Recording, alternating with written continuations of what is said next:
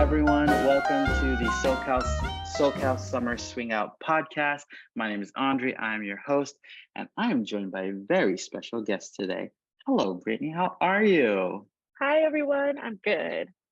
Thank you Thank so you. much for taking time out of your busy schedule to chat with me today. That truly means a lot.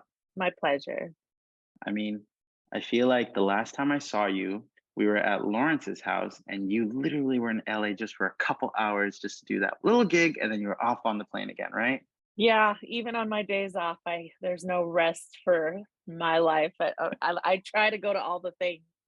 So yeah, I had just flown in an hour before I sang there, and then flew out an hour after I sang. So took 3 flights that day. It's crazy. And I I feel so blessed when I get to see you. Not to mention, we had one dance, and you mentioned that was like one of your only dances that day. That was a treat for me. I Well, felt thank honored. you. I felt the same way, honestly. I So you're gonna have to pencil me in when you see me for a little more dances than you would anyone else because I'm not always in LA. So, Oh, heck but I yeah. really enjoyed our dance, and yeah, at that event, that was the only. I think I danced with Heidi um, Salerno, who's you know Balboa Hmm. extraordinaire. Hmm. Um, and it was just you and her. So I'm very honest or honored to have my two dances with two fantastic people. So I'll take that as a win, but I'll tell you more why I don't really dance at events anymore. It's more, community for me and social, but my heart was still full even just from those two dances. So I'm grateful. Well, if I may say, the honor is all mine. The honor is all mine because that was absolutely a lovely dance. I think that was the first time we had ever danced together too. So that was chef's kiss, chef's kiss right Ah, there. see, people, I'm a good dancer. So I'm kidding. Ask me to dance. You'll have a good time. Well, there you go. Now, speaking of which, some of our listeners might not know who you are. So if you don't mind, Brittney, give us like a synopsis of who Brittney is. Oh, Lord. Um, the real world Brittany is a flight attendant. Hmm. She is constantly traveling all over the world. Home is in Denver, Colorado, which I actually happen to be in right now. Flew in Hmm. this morning. Uh-huh. But my base is in New York City, and I do hold a lot of Los Angeles layovers. Hmm. I bid them specifically because I was born in Inglewood, California. So Hey. I go home a lot, and I consider myself an honorary California dancer, even though I do rep and claim Denver as my Mm. home because I've been here for 12 years. So I'm a little bit all over, but California is definitely my home away from home, per se, or my Hmm. second home. And New York is my base. So I guess I cannot complain. I think I have it the best of all three worlds, in that Denver has amazing dancing, LA has, we already know, the best in the world, and New York Hmm. is not too far behind that. So I really could have it all if I wanted to, but work takes the majority of my life, and what is left over, I give to school. I'm a full part-time student in school for psychology, and I'll get into some of the other things I do too. But yeah, that's the synopsis of Brittney Caraway at the moment. Oh wow. This is so cool because one of the reasons why I want to have you on this podcast is selfishly, I wanted to hear more about your story. I wanted to have dedicated time with Ah, Brittney so I can better understand like where you're from. I did not know that you were from Inglewood. Do you still have family there? yeah, my family is off Crenshaw on 108th. It's the home my parents are now living in the home my dad grew up in. They're taking care of my grandmother who has dementia.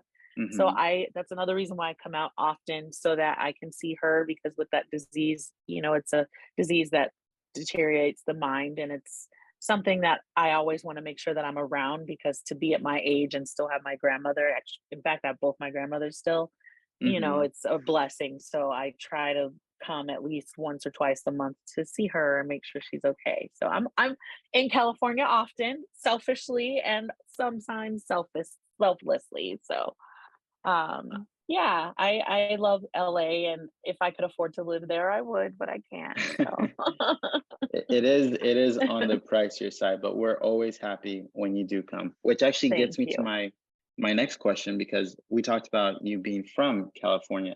So did you learn how to Yes. dance in California, or where does your dance journey start? Yes and no, but no, I'm gonna say mostly no. I grew up in Henderson, Nevada, which is a suburb of Las Vegas. Uh-huh. So in the 90s, we moved from Inglewood to my immediate family moved from Inglewood to Vegas or Henderson, and that's where Hmm. I went to school.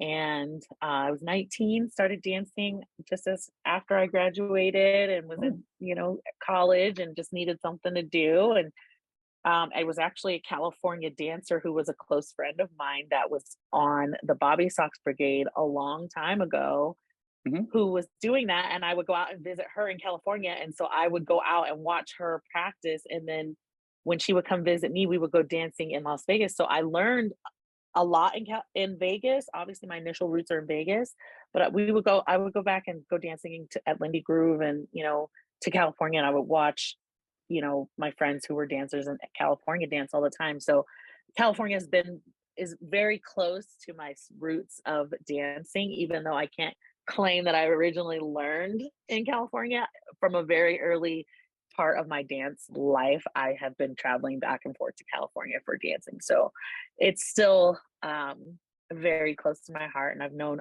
that's how I know a lot of people for a long time because I was 19 and a lot of people, I can name a few that have known me since I was 19 years old and have been around this whole time with me. So I'm grateful. I'm grateful to LA for that. Man, that must be, you must have such Yeah. a rich years of Yeah. experience to be able to like say, yeah, I've known so and so for so long. But I Yeah. imagine with that comes a lot of dance experience because when I danced with you, the minute we connected, I was like, damn, this is gonna be so good.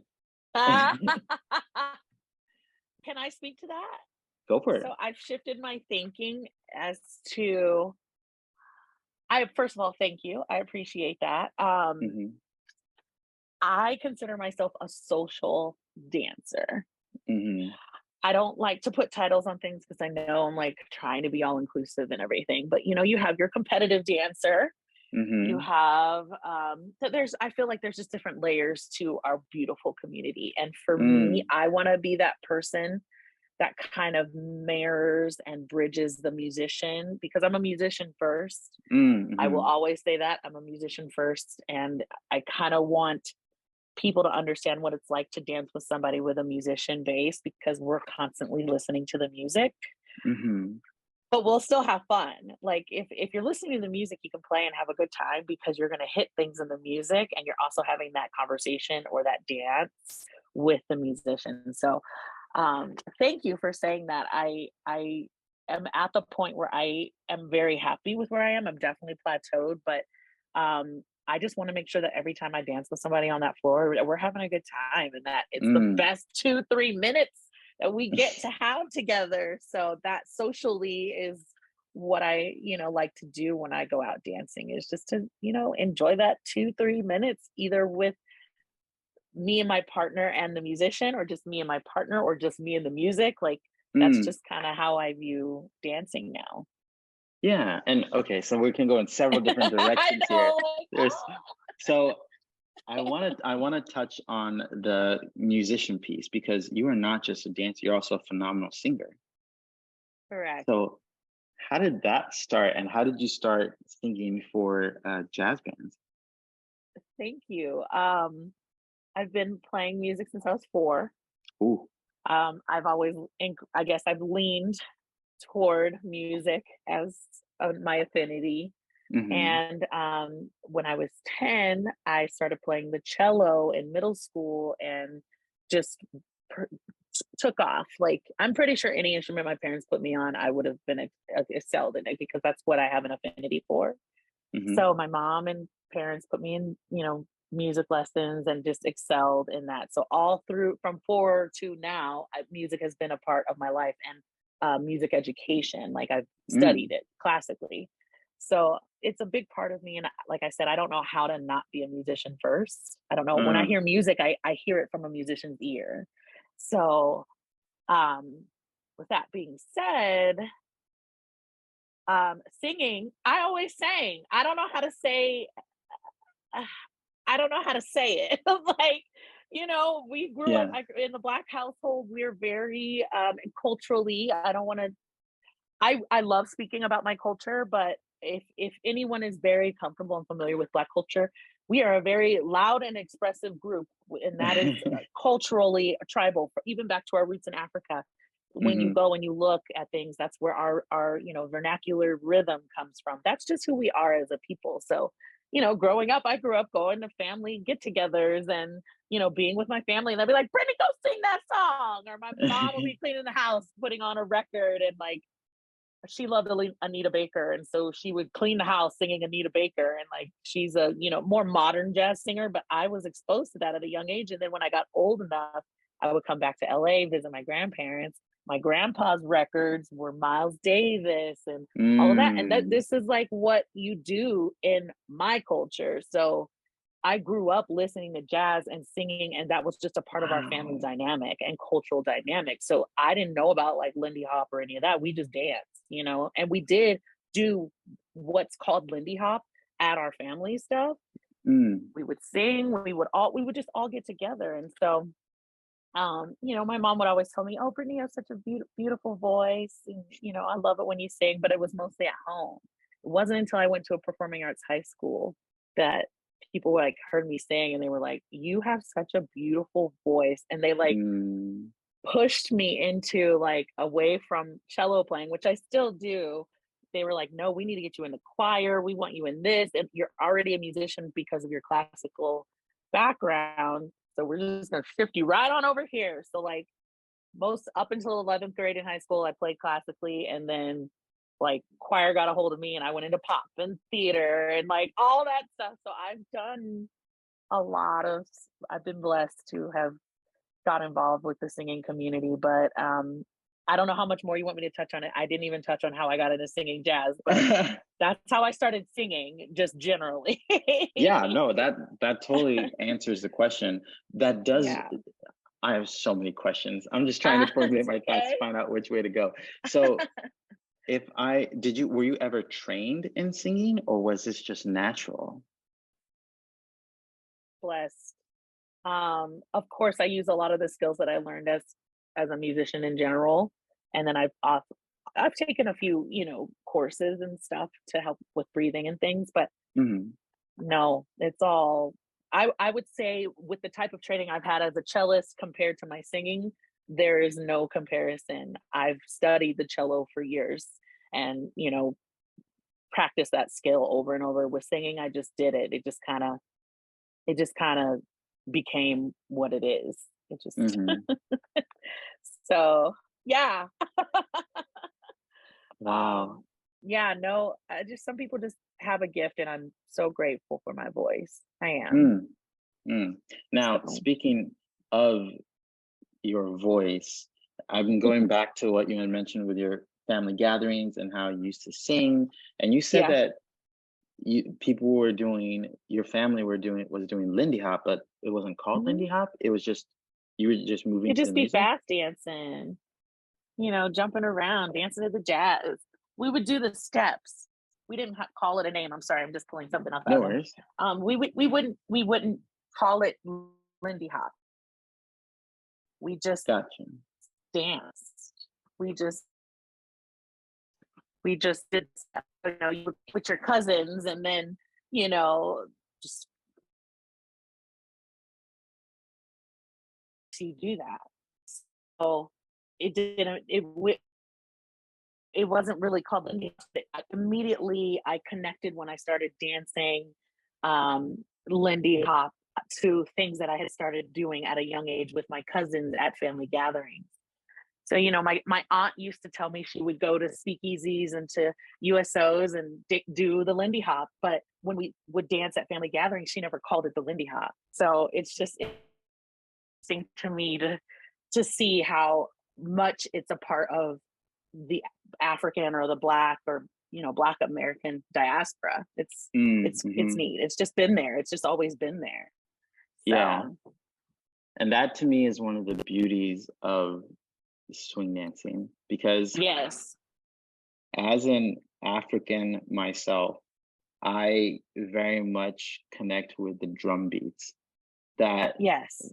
that West African do da da do da do da da do da, Yes. like that speaks to my soul. And so I can only imagine what it was like in family gatherings to like all sing together and to do like fast dancing without it having a name, because it was more about feeling than about steps. Would you say that's accurate? That's it. Absolutely. 1,000%. You nailed it. It's about the feeling. It's about what does the music feel to you? What does it have in you? What does a sad song, with heartbreak make you want to move? What does losing your job that week and wondering how you're gonna pay your bills and you going out to the bar for a drink and you don't know what you're gonna do, but you just want to move. And dancing is a release of energy and power. Mm, Not necessarily, not that it's a bad way having sad feelings. I think sad and anger is healing. If you're happy all the time, and you don't release some of those sad emotions, which we'll get into that a little bit too, hmm then you're not, I shouldn't say you're not human. You're not human. It's human to have those feelings. And all of that can come out and translate into the conversation that is dance. And so, mm, sometimes we would just be dancing to hug our mom because she had a tough day at work. She'll put on a record and we would just move with her and that made her feel better. mm. So it just dance is transcending and so is music and it's a feel and that's why when I listen to jazz and why I love it so much, it's mostly happy for me. It's mostly happy, but there are times where the music is very powerful and much deeper than a happier emotion. So yeah, like you said, that rhythm spoke through you, through your blood, through your ancestors. And that's another thing, is that we're very, I'm sure maybe you can speak to this too, connected to our roots, even though we may Mhm, have been separated. I'm not gonna lie about that, but mhm. it's still in your blood. Yes. That's how it's good to you. I'm sure you can speak to that. But Yeah. I think one of the things that drew me so much to Lindy Hop was because mhm. I didn't know that it was an African American dance. I like everyone else saw like swing kids or saw the videos, and there were a bunch of Caucasian people swing dancing, and I thought, oh, this is a Caucasian dance, Uh-huh. like white people invented this. But I was still really drawn to it Right, because, everybody does. yeah, Right. I was still drawn to it because of the music. The music was the first thing that caught my eye. And then it became community, which Right. we'll talk about soon. But I remember at one point I was reading Frankie Manning's book, like The Ambassador of Lindy Hop, and he was talking about feeling the music, right? He just felt it. And that spoke to me because when they were counting music, I was like, okay, that makes sense. But for me, when someone scattered it, that was how I better accessed it, you know? Correct. Um, and And that is d- so funny you bring up Frankie. Go ahead, go ahead, no, no, no, please. you. I was just I love that you brought that up because Frankie, he's supposed to be one of the icons of the dance for us, right? And so, do you think Frankie went around and was like, "I'm gonna like take this girl and like flip her over my head and almost drop her on her head," and like that's what like the music made me do? No, he felt that in the moment. Most of his air steps were just, I guarantee you, probably some of it after a while was in his head, but some of those first air steps, heck no, he was like, this jive is jumping, it's hopping, and like if my partner trusts me, I'm gonna try something, right? Like they didn't Yeah, plan that. no.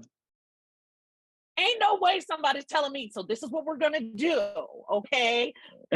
Like I'm gonna take you, and when we hear tab go, ba pa pa pa pa, you're gonna jump down, and I'm gonna lift you and flip you over my head. Ain't no way I would trust. I don't care. I would not do it. No, you better be feeling it in the moment because I was not going over your head if it were me. But it happened, and look at what we have now. So I mean, I will say that there's the dance has changed so much, and I love watching the yes, dancers that feel the music, dancers that really just embrace that music in the moment. Um, Correct. th- that just like speaks volumes to me, which I did want to ask you about because I know that we see Lindy Hop as like this super fun dance, which is like expression of, you said, dance, the release of energy and power. And I've always seen it as like, oh yeah, this is joyful and stuff. But I really want to challenge my thinking of what you said, because a Lindy Hop dance can be sad too, and it can be very heavy. Can you talk me through like where your mind is at on that? Lindy Hop has changed for me personally Mm, a lot in the last, I'd say, 5 years. And honestly, if it wasn't for George Floyd, I probably wouldn't be in the dance scene anymore for a lot of reasons. mm, But I I'll, I'll keep it lighter time because a lot of people before, this isn't anything new that I've talked about. I'm very vocal about it on social media. I'm also vocal about it and talking about it with friends and things. So it, my point basically is the music hasn't changed in the heaviness of what Black Americans face. This mm, country has not changed in what mm, Black and people face. Not just Black. It seems like everybody's getting it now. You know, you can be anything other than a cis, straight, non person of color, and it seems like they're coming for us. So, how the dance for me shows that it wasn't always rosy, because it wasn't. It was segregated. The dancers in the films back in the day were segregated. If you were a person of color, you were in a maid or servant role. You didn't get a leading role. You didn't get to be the Fred Astaire's, the Ginger Rogers. That was not for you. That started when the started, right? And to Frankie and Whitey's Lindy's Hoppers and so many other dancers did get the acclaim, but they didn't get the acclaim that some of the more Hollywood, role models got. Not that they're not amazing, but all of that still transcends to today, in that we still get sad songs, or something can happen in our lifetime, i.e. a shooting, 'cause it seems that's mm, happening all the time, or somebody being wrongfully murdered by for whatever reason, and maybe you're just not having a good day and you want to go to the dance, have a release. What does it feel like there? Is everybody just taking in the moment for themselves selfishly, or are we honoring that person that lost their life today, especially if it's a person of color? Like, mm, where is there safe space for people like that? Where is there safe mm, space for the LGBTQ community, or the people that intersect between people of color and our LGBTQ? So, how is their art being able to be expressed through our community? mm, Because it's, I think we've maybe have been into this little box where you have to wear these little pencil skirts and victory rolls. And honey, I guarantee you that Dawn Hampton and some of the legends that were Black women, they weren't doing their hair like that. They were wearing their street clothes. They were wearing their hair the way that the hair was in the time. They weren't being prim and proper for the dance. They just went mm, to dance, and maybe they had a tough day. Maybe their family member was killed that day. We don't know. So it's deeper than that. And that's what I mean. It's like, it doesn't always have to be like a sad or a murder or anything like that, but there's levels to it. And, mhm, maybe if we opened our mind and had more of these discussions and talked and made people feel more inclusive. And even, I don't think I've ever attended a class where someone's like, let's dance for the people who can't dance anymore. Not saying mm, you won't the dance, but maybe first talk to, we learn about somebody in the past. How would they dance this dance? Or they didn't get this opportunity, or if taking it even deeper, could say one last day, how would he express that through dance? How do you think he would take his last dance if he were a Lindy Hopper with his daughter?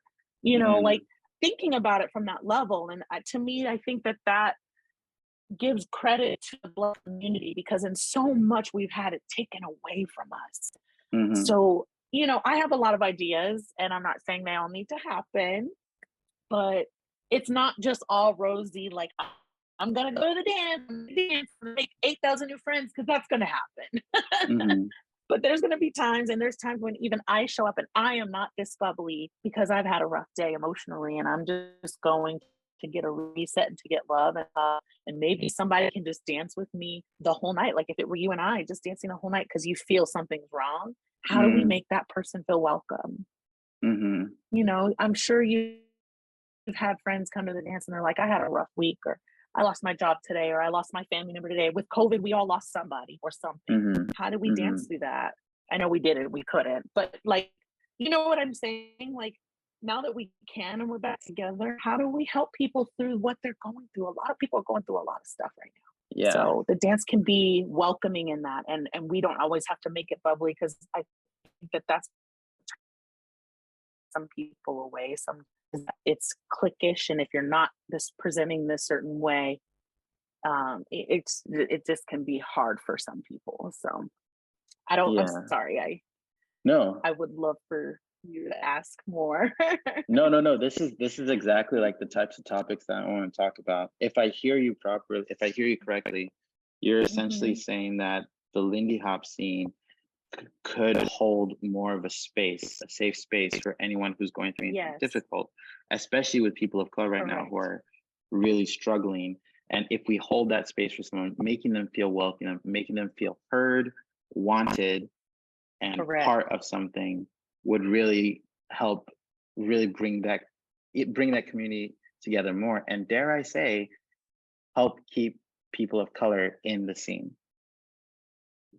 Yes. Anyone marginalized, even someone not marginalized, any women, who maybe feel uncomfortable, maybe they had a rough day at work, or were harassed. We don't know Hmm. what people have gone through. Anyone in the LGBTQ community is getting a lot of flack right now. Middle Eastern community, Southern Latin American communities. Where can we give them a space where they feel safe? Because I'll be honest with you, the Savoy allowed everybody in. Hmm. The Savoy allowed everyone to dance there. It didn't matter what color you were, what shape, what size, everyone was allowed to dance. So we need to do that. We need to do that. So there are some things that I want to change from that era and make better. And I think we have the tools to do it. We just have to be willing to pull that trigger, Yeah.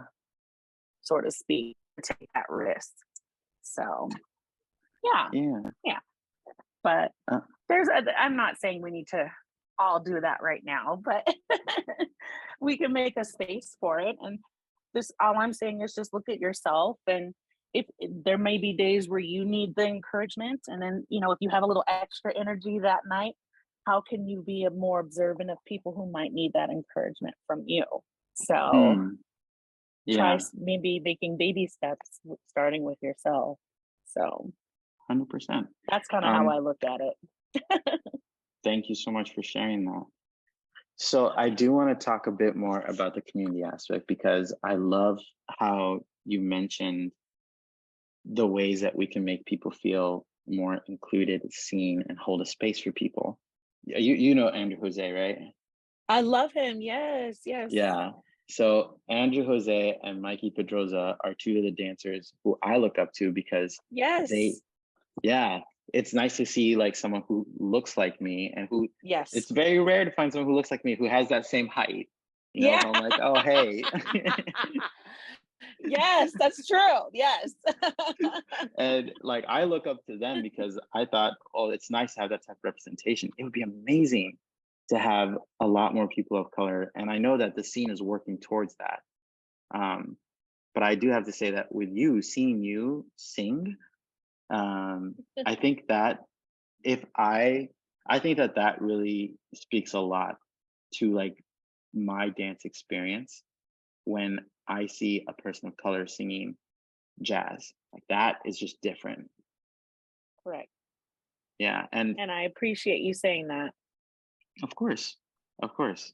And I was curious because with dancing and it being jazz, I know that you had run into that we had there were discussions online about people not being asked to dance, right? And I Mhm. wanted to tackle that and hear more of your thoughts on that.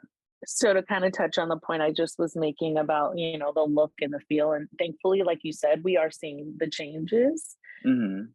There's still some disconnect with who is being asked to dance. Mhm. I'll be honest with you. I do love dancing with my friends. I love coming Mhm. to dance, and then I dance with the people who I know I'm going to have a good dance with. But I really try to make a point to dance with, especially if they ask me. If Mhm. somebody asks me and I know I've never danced with them before, I really try to say yes. Because one, Mhm. I know it took a lot for them to ask me because it's just a fact that follows of color, unless like darker, I should say darker follows of color, Mhm. just don't get asked. This is a very white space, I'll be Mhm. honest.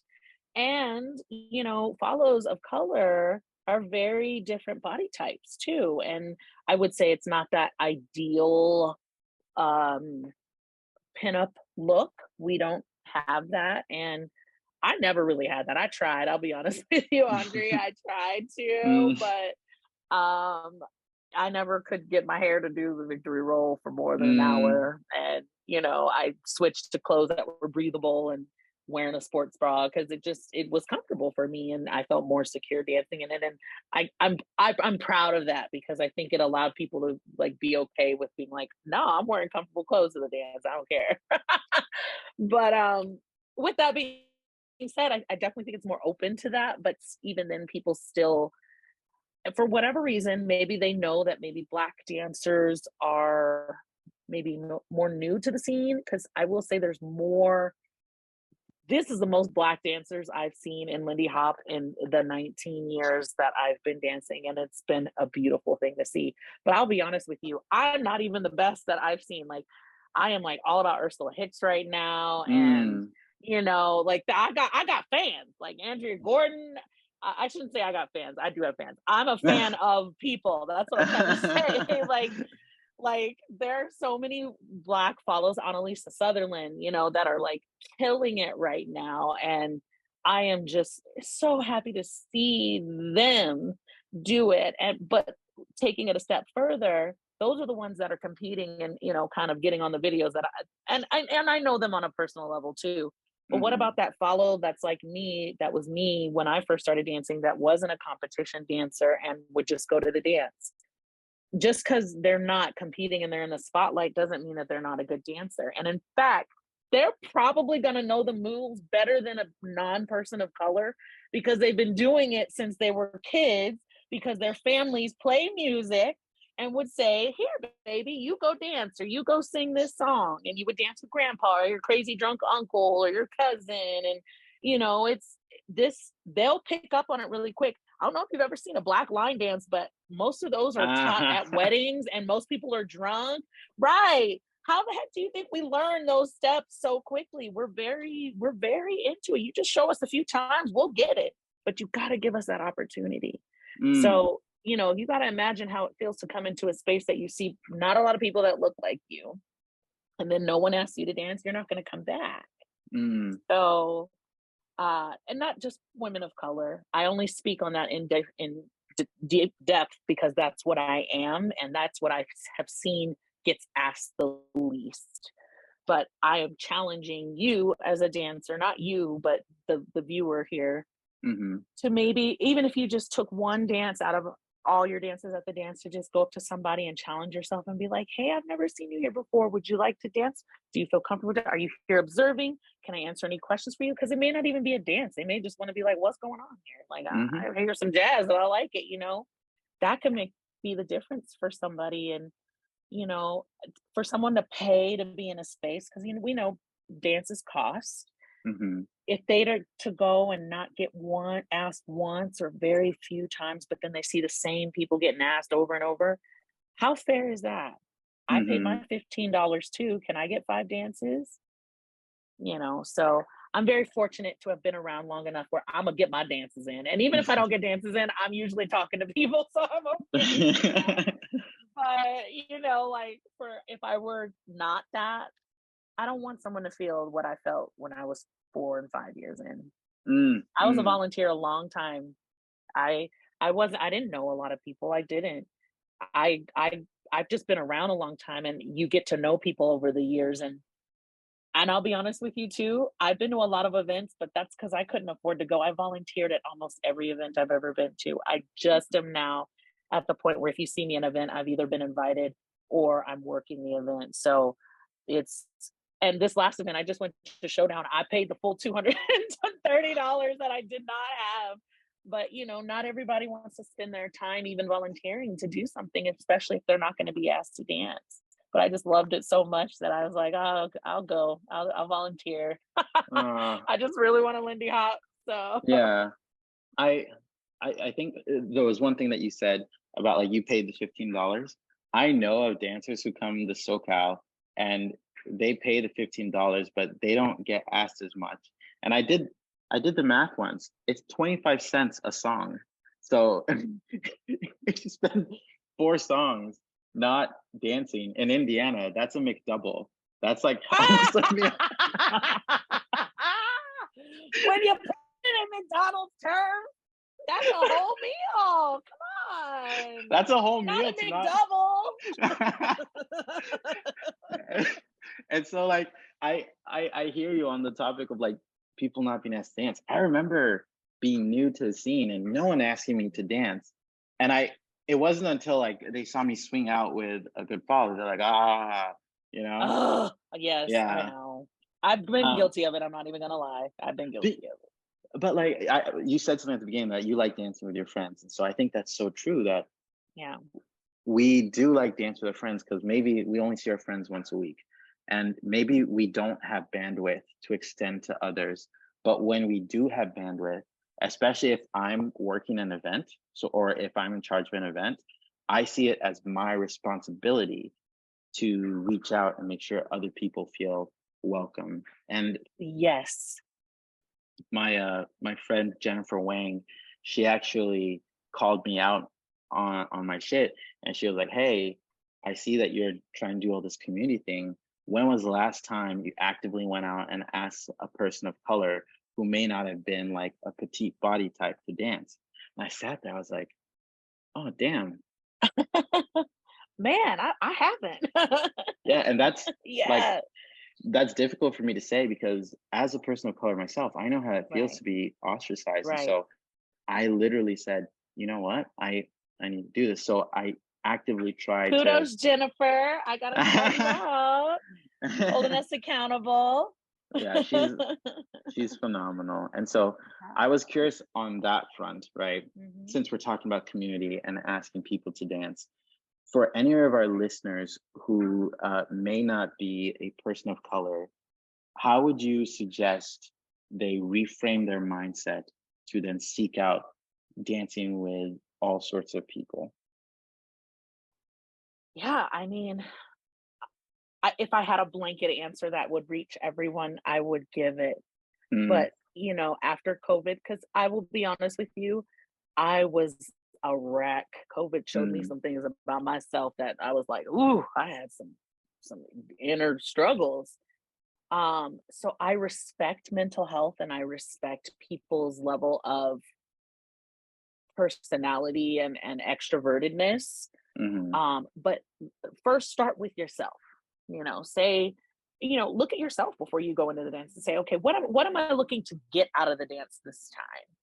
Am I mm, focusing on my steps and I really just want to work with my follow or my partner or my whoever this dance and there's people who just primarily dance with themselves and I respect that because maybe they might be mm, working on something. I get that. mm, But mhm, if it's every dance, that you have time where you can go and rent a studio space and work on that stuff. When you're going to a social dance, it's a social dance. So, mhm, okay, yeah, I'll give you a night, you're like working on your social dance or partner dancing socially with your partner. That's fine.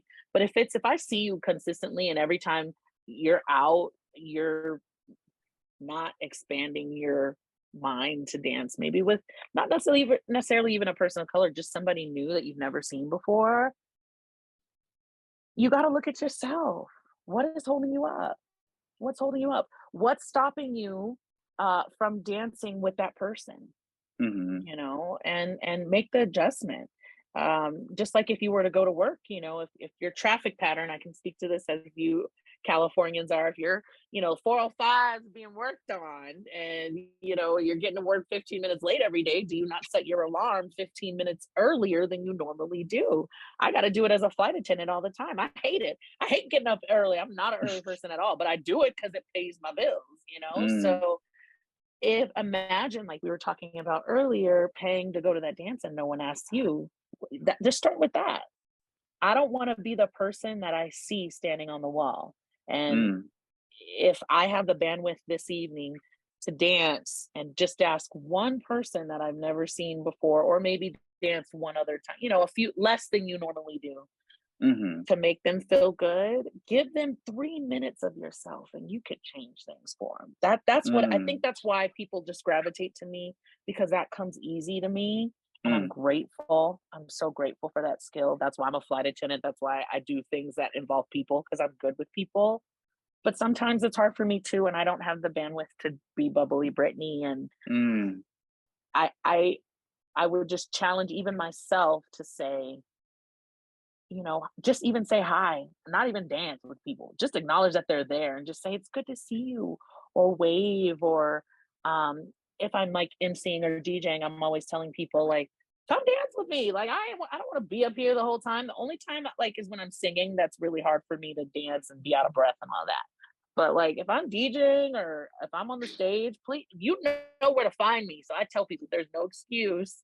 Come up here. I'm up here. Come find me. So that's why I had made that post several weeks ago too. Um, I was in my feels that night. I'm just going to be honest with you. I was a little disappointed because I was DJing with four other DJs and this out of town person who I'm friends with on Facebook. It's so funny because it's like you added me on Facebook, but you didn't even ask me to dance at the dance, and I couldn't really get to a point where I can ask him to dance, but he specifically sought out the other like people that were at the dance that were at my level or above, and I was the Uh. only one. I purposely watched him. So I'm like, I know he added me and I know he sees me up here. I'm like cheering for all the performances. I'm DJing, like, you know how it is running an event. It's a lot. Yeah. But I still was dancing with other people. Like I was dancing with my friends. I danced with the other DJ, and like we're both working and we both are it just and so then like, he had posted that he was in Denver or whatever. And like I know people know I live here. I rep Colorado really hard. And Uh-huh. it's rare that I'm in town for dance. So it just really kind of hurt my feelings because it was like, oh, well, you're in town, but like, and I saw you at the dance. But if I'm at Camp Hollywood, oh, you're going to say you know me. But when you come to my hometown dance, you don't even ask me to dance. Like, no, Mm. like, I don't like that. I don't like that. Don't, because I'm connected, want to be friends with me, but then you don't even want to ask me to dance. And I'm not even, like a baby new dancer. So I'm just like, okay, like I was all in my feelings about it. I'm like, I guess even then, like, I'm still not good enough for some people, and it just hurt my feelings a little bit. So I don't want to be that person. Mm. So I just challenge everyone to look at yourself first, and then if you have that bandwidth that day, challenge yourself to just dance with one person that you would not normally dance with. So Yeah. Oh that's man. my advice. Yeah, no, that's such good advice. And what you were saying has so many layers to it and it's so Yeah, texturized. We could yeah. go on and on about that. I think that it's so powerful to put yourself in your own shoes, right? Like you said, I don't want to be that person to someone else. I don't want someone to have the experience that I did, Hmm. right? And like Hmm. the whole dancing with everyone else but you thing, I did a podcast with Demetrio and he mentioned I it's love him. easy. Oh, he's phenomenal. He also I'm spoke a so lot about the honored music. to have. Yeah. Oh, he's a musician first too, by the way. Yeah. I just met him recently, but please don't stop. I just say I love Demetrio, so thank you for bringing him up. Oh, he is the sweetest. One of his songs, it's called Dancers in the Night. It's my favorite Yeah. song. like that of his, and I play it over and over and over again. He did a live show and he like played that song in the live show for me. I'm on the recording saying Oh, this is for Andre, and I was like, bro, you're gonna oh, make me cry right now. yes, I'm gonna cry. But look at how that made you feel, though, right? Yeah. Look at how that made you feel, and just doing that for you. Mm. Yeah, that. I want everybody to feel that. Mm. Mm. And especially at, if someone can feel that way from a dance, I have so many examples of people that said so and so asked me to dance, so I came back or I stayed.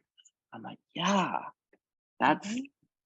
I feel like it's so hard after, especially for the dance group dance, like 10, 15, 20 plus years. They put in Mhm. the hours, they put in the time. Sure did. Yes. Yeah. And then I know that some of the organizers, they get burnt out because they've done so much. And that's where I feel like we as the new generation or the new people coming in, we have bandwidth, we have the time, we have the energy. We can put it forward, which is partly one of the reasons why I started this podcast, is so that other people can find this and hopefully be inspired to do the same. That's beautiful. And thank you for your time for that. Just to touch on the point that you said is that I mentioned earlier that I would not be Lindy hopping today if it wasn't for, the events of 2020. Hmm. I agree with everything you said in that we have to carry the torch. And how can I expect the scene to change if I'm not in it? And even though it's caused me some pain and it's not where I want it to be, the only way I can justify it changing is if I'm actively in it. Because I've had so many people come up and say to me, "Oh, it's so good to see you up there. It's so good to see you sing. And that song spoke to me," or "I just love watching you dance," or "I love dancing with you." And Mm, I can't leave that. I can't mm, leave something that my ancestors started and expect it to change without me putting an active effort into it. So as long as I can, I will do it. I can't say that I'll do it to the level that I used to because there's a lot of other things I want to do in my life. mhm, But mm, I Lindy Hop has saved my life in a lot of ways. I didn't even get to touch on how it saved my life, but I just don't want to see anyone else go through some of the things that I went through in my early dance years. I've mm, thankfully been able to kind of outgrow that, and I want to help people get to that point. Um, I try to speak to everyone, and I'll be honest. If I could say one thing, like I am terrible with names, you guys. It's gotten worse since COVID and being a flight attendant, but because I see, thousands of people a day, it's like I'll see a face, I remember a face, but names, it's really hard for me. So if I smile at you and you're like, "Oh, Brittany, I met you at such and such, or we danced before," and I'm like, "Yes," and I'll just say that because I remember your face, but if I forget your name, like just know that that is a personal problem and I'm working on it. But I will never be rude about it. I'll always be like, "Yeah, we did. Yeah, come here, give me a hug," Yeah, 100%. So, Just being a and give dancer and people stuff. grace for that, especially, in a social situation. We may not always remember, but I will never try to make anyone feel uncomfortable or unwelcome in our scene. Never. I think So, that's beautiful. And just to touch back on what you were saying, I could sense the weight and the heaviness and the meaning behind yeah. your words of, that's why you're still here, is because you want to carry that torch forward. And Mm, I just want to say that I'm happy that you're part of the scene. And I'm pretty sure a lot of people are happy that you're part of the scene.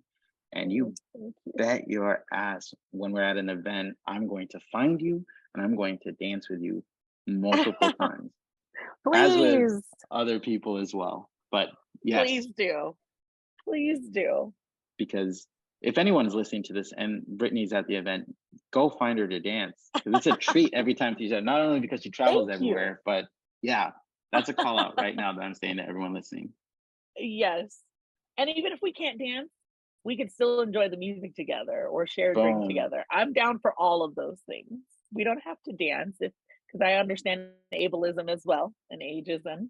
So we can you can be like, Brittany, let's go listen to this song. I'll be like, yeah, let's go listen. Let's go see what the trumpet player's doing. Like, I love doing that kind of stuff. That's like right up my alley. That's actually, I tell people all the time, I'd rather be listening to the band. I get Mm. the most joy clapping and like connecting with the musicians because I'm a musician first.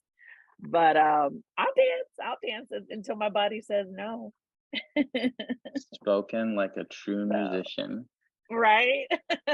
Man, we touched on a lot of great stuff today. We didn't even get to talk too much about traveling for dance, but I was curious before we head into like the closing part of the podcast. Okay. Are there any topics that you wanted to touch on that we haven't talked about yet? Oh man. Um,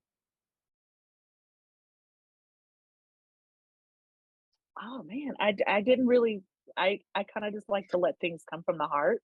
So I didn't Mm, really mm. prepare any topics to specifically touch on, but I just tell everybody to keep doing what you're doing and just let the music run through you. I don't know. I Legends run through. No, I feel that. That's yeah, yeah. I feel like we talked about a lot. So we did talk about that, and I feel like there's so many messages throughout there. But we'll still ask. I'll still ask the question at the very end. So going into like the closing pieces, I'm going to ask one question that I didn't tell you about first, but it's just like a surprise one. So, who are people that you would love to see on my podcast or you would love to hear on my podcast? And just shout out the first names that come to mind. Andrea Gordon, because she is the Uh-huh. most hilarious person I've ever met. She will keep you laughing. Please also talk to, if she's willing, she's shy. Uh-huh. Um, um, Kendra Dandy. I don't Mm-hmm. know if you know her, but she is not only a phenomenal Balboa dancer, but she is a accomplished artist. And I think a lot of time we forget in this dance how much talent we have just in the people that do this dance. Mm. She is one. Let her show you through the eyes of an artist as a painter. I mean, this woman is. I have her art behind me. Her candles are right next. Like this, she's I don't know if it's published is the right word, but she's paid being an artist. This is her career. So ask her to talk about Lindy Hop as a black woman and as an artist. And I think you'll be amazed because she's one of those people that every time I'm around her, she intrigues me. And I would say one more would be um if you could maybe talk, I don't know if you know him. This is a bass player in New York. He used to live in Denver. His name is Ian Hutchinson. He's the bass player for Isle Viner's band. And he's the reason why I started singing as a jazz singer. And I'm so grateful to him.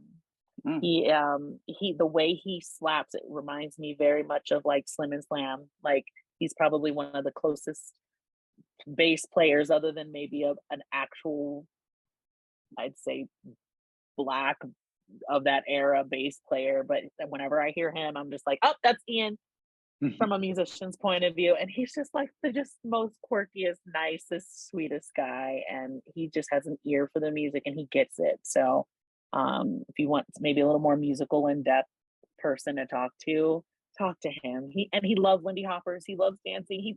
He's amazing. Dance with him if you're in New York. He's just I just love him. So Ian Hutchinson, and I can put you in touch with him, Kendra Dandy, and of course my girl Andrea Gordon. So those will be my three. Well, noted. Thank you so much. I Yes, added those to the list. We'll see how the schedule goes. Good thing I do this yes. weekly because then I'll have enough time. So, Right? okay. So going into the final questions. So the first one is if anyone wanted to find out more about your singing or your dancing or your Instagram, where can people find you? Yes, I have my personal Instagram, which is pretty much the only thing that has been active for lately. It's at the letter B for Brittney, carried, Carried, away, Awaytoo. So it is a play on my name. Name's Brittney Caraway, so it's B carried away too. That's my personal Instagram, but my band or my singing persona's name is Sweet B. So when I usually perform or MC or DJ, I try to get people to say DJ Sweet B, featuring Sweet B, using my singing name. But if you call me B or Brittney, that's fine too. So you can also look me up by following at Sweet B and her Moonshine Gang. So I can send that to you to type out. I don't know if you put a little link in there, but I haven't updated her in a minute, but I have a lot of content, so I do plan on updating here pretty soon. There are some things in the works coming up. I typically sing late night at Camp Hollywood, but I can't confirm that, but the last 2 years I have, so I'm pretty sure I'll be doing it again this year. And then maybe a couple other events coming up, but I will update my social media as soon as I have everything with the ink dry on it. I will update, but I'm great. Actually, I want to say thank you because people have not forgotten about my singing because I was really not pushing it at all. And people are like, we want you to sing. We want you to sing. So thank you everyone for asking for me to sing because it's happening. It's happening even though I'm not making it happen. So thank you. It's happening. Awesome. I will put all of Brittney's descriptions and all the links down in the description below. Now, the second question I was asking is, you travel everywhere, so we're changing the question to where are you going in the future to where are you going next? Yes. So in 3 days I'll be in Rome for work. I don't plan on dancing, but in 2 weeks I will be back in London, and I've already hooked up with Mo Sakan, who is like also one of my heroes. I have watched her, right? Mecca, right? Like, so I've already told her, Mo, I'm coming. We're going dancing. And she said, I think she's actually in town and not teaching. So if I can link up with Mo or Brie, if you guys are in London, Brie is wonderful and her and I very much alike on advocacy in the scene. And Mo too. So yeah, I'm going to London and Rome for my international trip. So I hope to get some dancing in. But hey, if y'all are in Denver on a Friday, Laura Keat has changed the Rhythm Lounge into what Atomic's Balboa Room is like. So if you like going to Atomic in California, come on out to Denver on a Friday and come see us. Come on Tuesdays to the Merc. The Merc's been going on for 25 years. So you'll get, Kenny and Delilah and Laura Keat and Heather Ballou, and we got some champions here. Okay, so come on out. You'll dance with all the good dancers. There's a lot of really good dancers here, even ones that I didn't mention. So, if you're here on the weekend, you got Fridays. If you're here during the week, we got Tuesdays for the whole week. And, maybe make a plan to come to some of our events here. We have Ballarado coming up in June if you're a Balboa dancer. So go look that up too. I don't know why I'm plugging all this stuff, but I just know I love living here and I love people coming to visit. You can stay with me. I'm never home. So you get a whole apartment to yourself if you want to come. So hit me up. That is so kind of you, Brittney. And man, Colorado is so lucky to have you. God, you want to move to LA? You want to move back? You can move back. I will be there as soon as I can. In fact, I have 3 trips this month to see people in LA. So you'll see me around. I'm going to try to go dancing a couple times. So awesome. Hopefully my heel is healed by then and I'll be able to dance with you. Yes. Okay. Yes. And this is actually perfect. So the last question that I ask all of my guests is, what is a message you would like to leave to any Lindy Hoppers that are listening on top of the 7 great nuggets you already gave throughout the hour? Thank you for counting. 7 is my lucky number. I would say my one golden nugget is to listen to the music and always listen to the music. There is no Lindy Hop without the jazz, and the jazz is never the same. The jazz is never the same. You'll hear, Swing Brother Swing, and it's played differently every time you hear it, even if it's Ella Fitzgerald singing it herself. She's gonna scat something different every single time. So enjoy that aspect of the jazz and of the music. Don't let it always be about the steps. Let it be about the music, and you will never have a bad dance. Oh man, that is Man, that speaks so much to like what I believe, Brittany. I might try Yes. not to be all like, but damn, you know? That is so thank you. Thank you so much Of for course. sharing that. And If I can leave also, one more thing too yes, with yes. that, my favorite song to dance to of all time, if you put it on, I will always dance to it, is by Jimmy Lunsford's For Dancers Only. It's literally called For Dancers Only. Like the musicians made a song for y'all. Like it's perfect for a dancer. So it's just put it on. Put Four Dancers on under my link right now. People can hear it and they'll be like, I see why she likes that song. Because the musicians Mm, literally are playing for you. So to 100%. my And for point, just listen to that song. yes. Now, if there are any Lindy hoppers from Lindy Groove, so there are some Lindy Groovers who are some newer dancers. If you're listening to Yes. this, check out the link in the bio. You'll see why. Okay. Yes. And that being said, if you are listening to us on Spotify, don't forget to follow us and rate us 5 stars. And don't forget to subscribe to us on YouTube. All the information and all of our links are down below, as well as Brittany's links.